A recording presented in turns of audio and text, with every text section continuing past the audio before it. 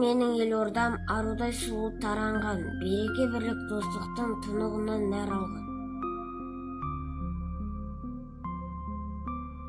О, прекрасная столица, городах ты всех царица, ты красива и светла, ты безумно хороша.